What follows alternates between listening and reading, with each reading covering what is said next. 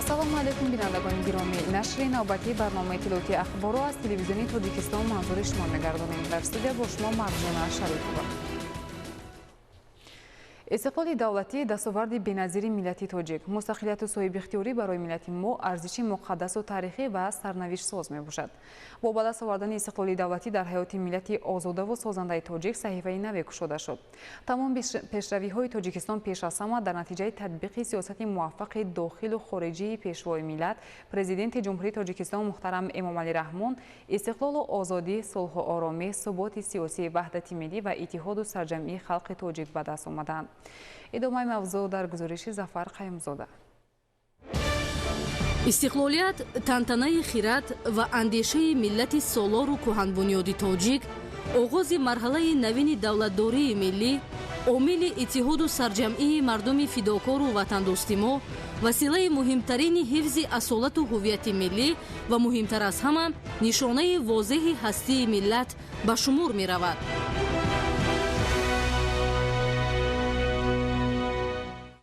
استقلال وطن مقدس و بیشتاسا تاجیکستان آباد و آزاد با گذشت چند ماه دیگر 33 ساله می شود. آن به درخت می ماند که از طوفان‌های سیاسی و اجتماعی سالم بیرون آمد و اکنون تنومند و استوار بوده روز تا روز قوی‌تر می گردد. اما این درخت به طور همیشگی به نگاه و بین ما نیاز دارد. باید آن را با تمام وجود دوست داریم، با مهر و محبت به پیش به سوی فردای از این هم بهتر قدم نهیم. شکر باید کرد که بعد 1100 سال ما دولت دار شدیم و بعد 1100 سال اقتصادات ملی تاجیکستان پیدا شد. مجموعه مسائل داخلی و همچون محاسبات، همچون حساب ملی که در طلبات سازمان ملل متحد جای دارد، یعنی که دارا شدیم. تاجیکستان با شرافت استقلال و آرامی و امنیت به دستاوردهای بزرگ و نظررس دست یافت. ملت تاجیک که اساساً ملت آبادگر و ترقیخواه است، مشکلاتی از بیرون تحمیل شده ناآرامی‌های داخلی را به زودی پشت سر گذاشته راه بنیادکاری و سازندگی را پیش گرفت و با متحد شدن زیر سیاست دوربینانه پیشوای ملت، پرزیدنت جمهوری تاجیکستان محترم امامعلی رحمان روز تا روز به سوی پیروزی‌ها راه می‌پیماید.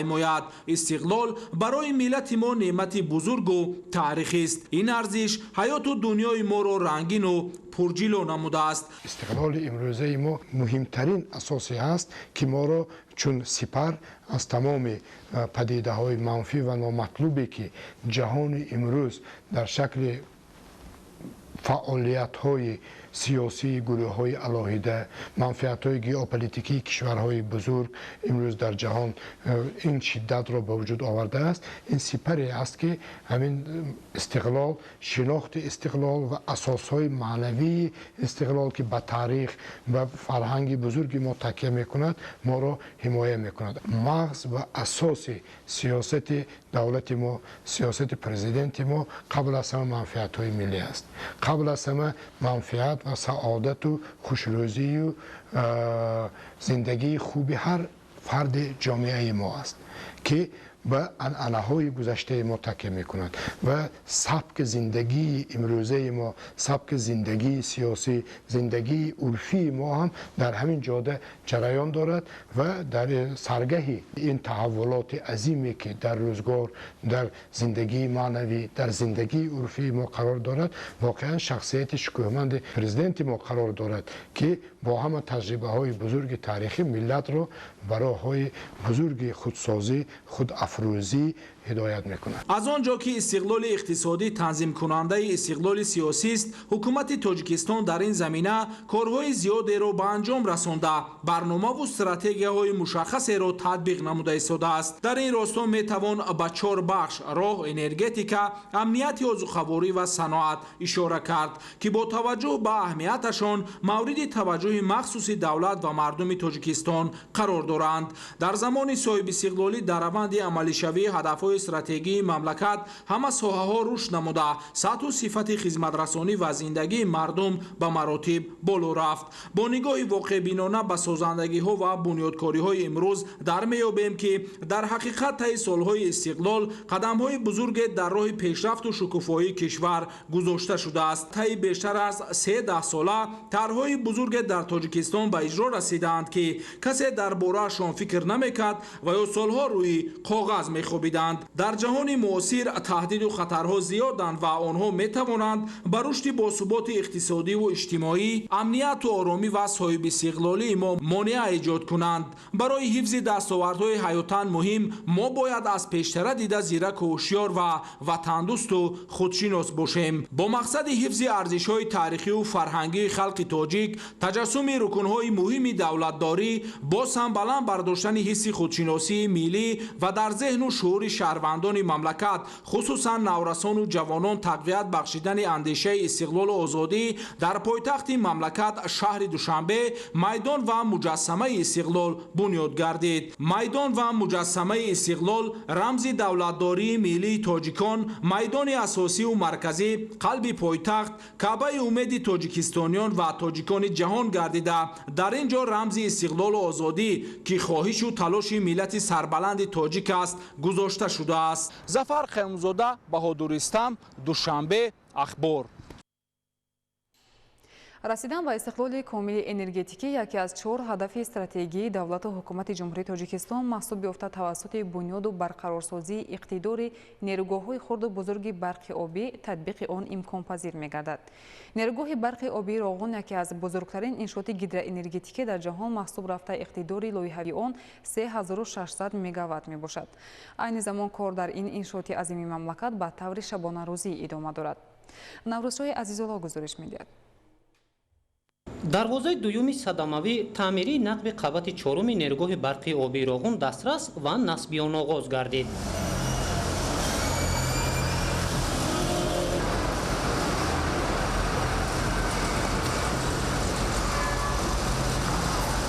дарвоза тақрибан 130 тонна вазн дошта дар Тоҷикистон истеҳсол карда шудааст. дар маҷмӯъ дар ин ҷой 2 дарвоза насб карда мешавад ки аллакай якумаш омода аст. бо назардошти зарурат ҳангоми иҷрои кор таваҷҷӯҳ ба сифат дар меҳвари фаъолият қарор дорад. айни ҳол мо дар дарвозаҳои таъмирии нақби сохтмонии қабати чорум қарор дорем. дар ин ҷо корҳои васлу насби оҳанфурӯзот ва дарвозаҳо иҷро карда шуда истодааст. хеле ки дида мешавад яке аз дарвозаҳо аллакай васлу насб шуда корҳо дар тайёркунии дарвозаи дуюм идома доранд. Роғун пешравӣ аст, Роғун тараққиёт аст, Роғун манбаи нур аст. мо ифтихор мекунем ки дар ин иншооти аср кор ва фаъолият мекунем. ҳамин гуна бо рӯҳияи баланди хештаншиносӣ ва иродаи қавии ҳамарӯза корҳои сохтмонӣ дар қидаҳои гуногуни нерӯгоҳи барқи обии Роғун ҷараён дорад. дар қисмати баромадгоҳи нақби сохтмонии қабати чорум корҳои таркишӣ ва хокбарорӣ, мустаҳкамкории канораҳои кӯҳ, пошидани маҳлули бетонӣ ва гузоштани анкерҳо ҷараён дорад. дар маҷмӯъ дарозии нақби қабати чорум тақрибан 1800 метрро ташкил медиҳад. корҳои сохтмону васлгарӣ аз ҷониби ҷамъияти саҳомии кушодаи Тоҷикгидроэлектромонтаж тавассути техникаву механизмҳои зарурӣ ҷараён дорад. натиҷагирӣ аз корҳо нишон медиҳад ки сифат мутобиқ ба талаботи байналмилалӣ анҷом дода шуда уҳдадориҳои касбӣ дар сатҳи баланд иҷро мегардад.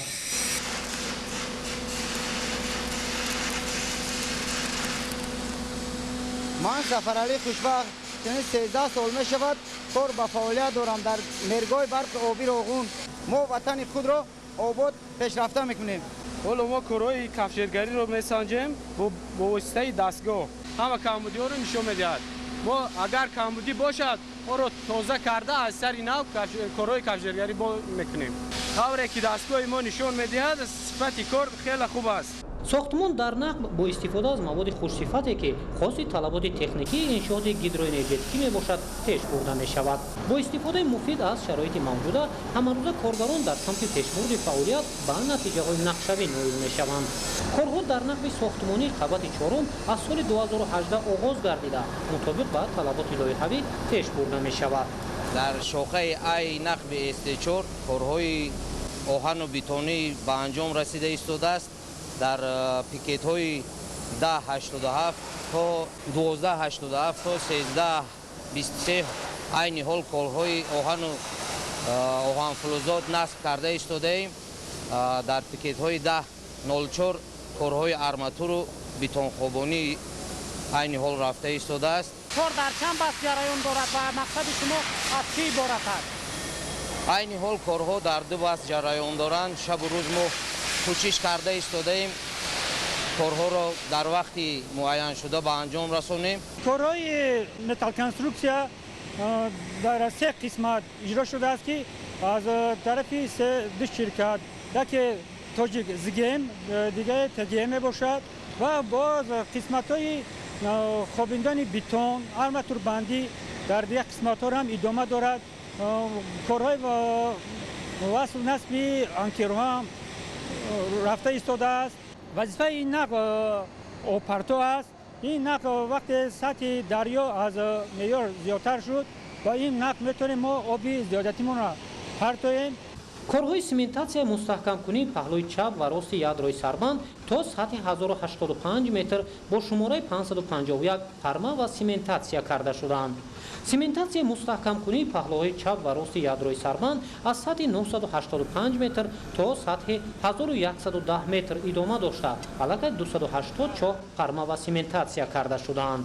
کارهای ساختمانی در سربند اساسی، در یادروی سربند اساسی کشانیدن و خوابانیدن مواد گلخاک در یادروی سربند، کارهای ساختمانی در بیفی بالای سربند اساسی و در بیفی پایانی سربند اساسی، کارهای ساختمانی در نقب ساختمانی قبط چهارم که نقب آپارتو است، در منطقه دروازه‌های تعمیری، در منطقه دروازه‌های صدموی اساسی، در شاخه‌های نقب است 4A B، کارهای آرماتور بندی، کارهای بتون کنسترکتیوی و اینچنین در برآمدگاه نقب ساختمانی کارهای مستحکم کنی یانه کوه با واسطه مستحکم نمودن انکرهای اژگا، پنیه و پاشیدن نبریز بتون. اینچنین کارهای ساختمانی در شاخته‌های اداره کنی در واژه‌های اگریگات‌های یکم و ششم، کارهای مستحکم کنی سمنتاسیا مستحکم کننده رفته ایستاده است. کارهای مستحکم کنی در گرد و اطراف درآمدگاه آب قبول کنک‌های اساسی و اینچنین کارهای ساختمانی در شاخته‌های آبگیری اگریگات‌های یک و ششم رفته ایستاده است با سرعت بلند. روغن آبادی روغن پیشرفت 2008 کار کردیم. روغن آبادی ما روغن آبادی تاجیکستان است. ما در ناحیه خوالین این 1 سال 8 ماه است ما در اینجا کار میکنیم.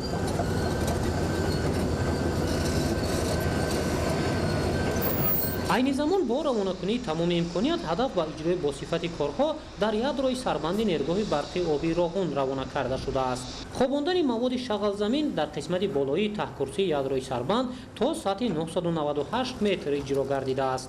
خواباندن مواد شغل در قسمت پایانی ته‌کرسی یادروی سربند در سطح 1012 متر، 1013 متر و خواباندن جنس‌های کوهی در بیاف بالایی سربند تا سطح 1013 متر ادامه دارد. یادروی سربند از انشاءات مهم نیروگاه به حساب رفته کارهای ساختمانی را در آن کارگران و متخصصان بلند اختصاص در اساس طلبات لایحه‌ای به انجام می‌رسانند. شکرانه میکنم که در نزد خانه مقصد در همین وطن خودمون سهم خودمون را گذاشته هستیم. از اساسگزار صلح و وحدت پیشوای ملت محترم جناب عالی سپاسگزاریم که چنین شرایط‌ها را به ما جوانان فراهم آورده است. هنگام اجرای هر عمل صفت در محور توجه قرار دارد. با نظرداشت همین در اساس لایحه در منطقه یادروی سربند تازه کردن و مستحکم کنی و بهتر گردانی ساحل‌های چپ و راست پهلوی کوه‌ها با دقت اجرا می‌گردد.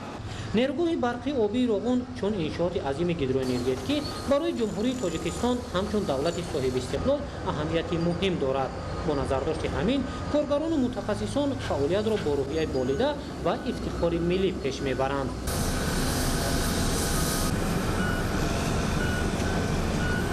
ما ختم کرده فاکولتت گیدروملراتیوی دانشگاه اگراری تاجیکستان هستیم. تمام امکانیات‌ها ما برای پیشبرد کارهای ساختمانی مهیا هستیم. معاش سری وقت در مهلت معین شده تامین هستیم. хурду хӯрок ҷои хоб ягон камбудӣ барои пешбурди корҳои сохтмонӣ ягон монеагӣ дида намешавад. Ҳама корҳо дар сатҳи зарурӣ. мо бисёр ифтихормандем ки дар ободии ватан саҳмгузорӣ кардем. Ободии ватан ободии хонаи мост. мутахассисону коргарон ҳар амалро тибқи талаботи лоиҳавӣ иҷро намуда ҳамарӯза сифати корҳо санҷида мешавад. озмоиш бо истифода аз технологияи нав сурат гирифта сифат мутобиқ ба талаботи байналмилалӣ таъмин карда мешавад. муддати 6 сол мешавад ки дар нерӯгои барқии оби роғун дар қитъаи Сарбанд ба ҳайси ҳисобчии қитъаи Сарбанд бо шиори мо бо пешвои миллат кор ва фаъолият карда истодем. аввалан шукронаи давлати соҳибистоқлалии Тоҷикистонро мекунем. баъдан шукронаи сарвари ғамхору миллат пешвои муаззами миллат мекунем ки бо кӯшиши шабонарӯзӣ ин марди бохират буд ки дар таърихи 16 ноябри соли 2018 якумин агрегати норигои барқии обии роғун ба кор истифода бурда дода шуд. баъд аз 10 моҳи истифодабарии якумин агрегати нерӯгои барқии обии роғун дар таърихи 9 сентябр ки ба рӯзи истиқлолият рост меояд дуюмин агрегат бо иштироки пешвои муаззами миллат ба истифода дода шуд. ман аввалан беҳад хурсанд дар ин Тоҷикистони соҳибистиқлол ва дар Тоҷикистони тинҷу ором зиндагӣ ва фаъолият кардем. ҳарчанд ки набошад дар ин нерӯгои барқии обии роғун саҳми худро гузошта истодаем ки ин ҳама ба шарофияти пешвои муаззами миллат ва хизматҳои шабонарӯзии пешвои муаззами миллат аст ки ин Тоҷикистони мо гулгул шукуфон истодааст.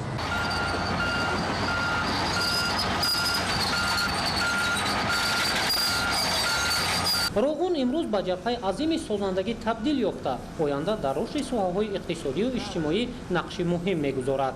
барои мутобиқ ба талабот бо сифат ба анҷом расонидани кор дар ядрои Сарбанд коргарону мутахассисон бо таҷҳизоти муосири боркаш, булдозеру экскаватор ва дигар механизмҳои зарурӣ таъмин мебошанд.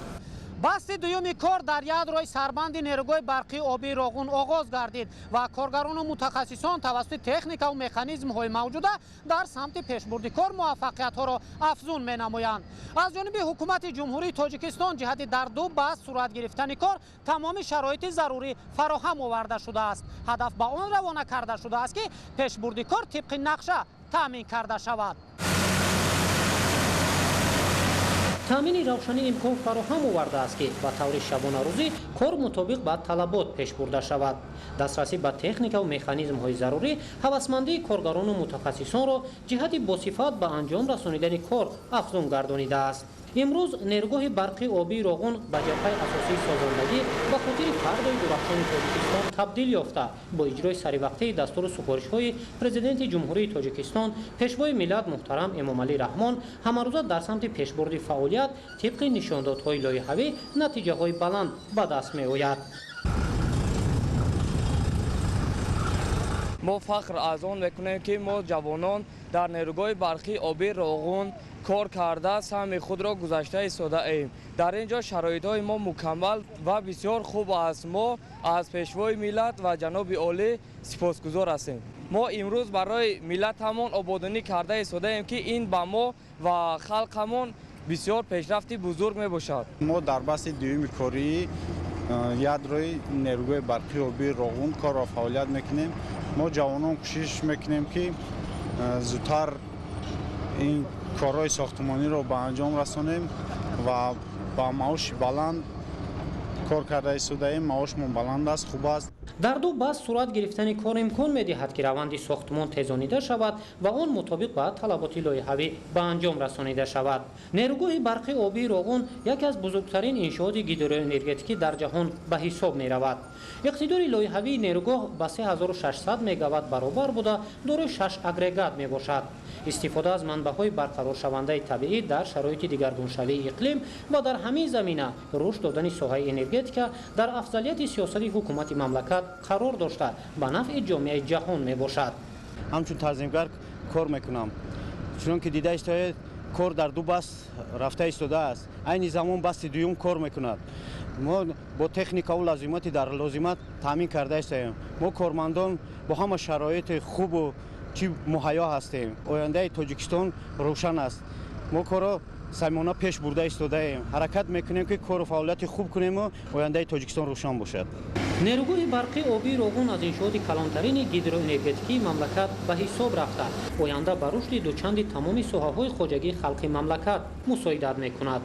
имрӯз корҳои сохтмонӣ бо таваҷҷӯҳ ба назорати пайвастаи асосгузори сулҳу ваҳдати миллӣ пешвои миллат президенти ҷумҳурии тоҷикистон муҳтарам эмомалӣ раҳмон ҷараён дорад. фароҳам будани шароит ва дастгирии пайвастаи роҳбари давлат азму иродаи коргарону мутахассисонро қавӣ гардонида ҳадафи ҳама ба иҷрои супоришҳои роҳбари давлат бо сифат ва мутобиқ ба талаботи лоиҳавӣ ба анҷом расонидани корҳо дар нерӯгоҳи барқи обии роғун равона карда шудааст. наврӯзшоҳи азизулло, муҳаммадсаиди камол, садриддини иброҳим, ахбор. бинандагони гиромӣ, нашри навбатӣ барномаи иттилоотии ахбор хотима меёбад. саломат бошед.